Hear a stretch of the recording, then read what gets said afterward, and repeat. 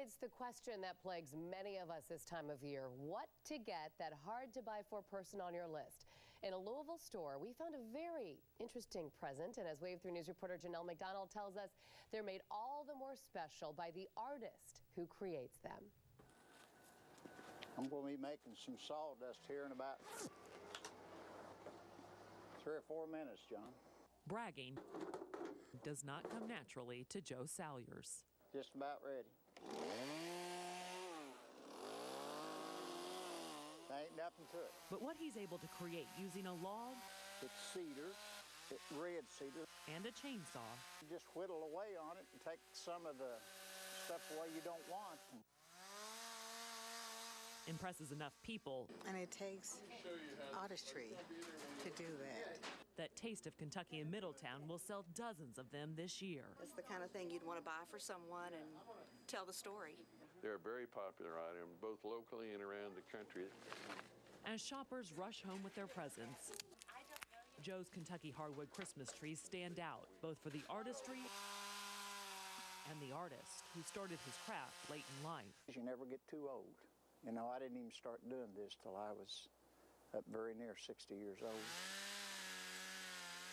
More than a decade later, he wields his tools with ease, even though one is missing. Joe lost his left hand in 1968 Many, many years ago. in a mill accident. I've learned to do a whole lot of things that most folks might say, well, you can't do that with one hand.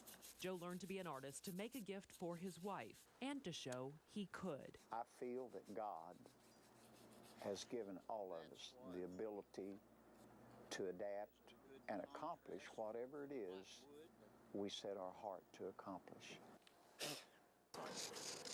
In that way, Joe puts a piece of himself into every tree he creates. You can do about anything your heart desires if you have that desire. Each one That's my initials. marked with his signature and the date he created it. It's part of who they are. It's part of what they do. Well, that's the reason I sign them. They can turn it over 10 years from now and say, Joe Salyers done that, and he made this one in 2013. Joe knows his trees will outlast his career. There'll come a day I'll say, nah, I'm not going to do that anymore. Just don't expect that day to come anytime soon. I'm 71, and I believe a man ought to work till he's 80 at least, don't you?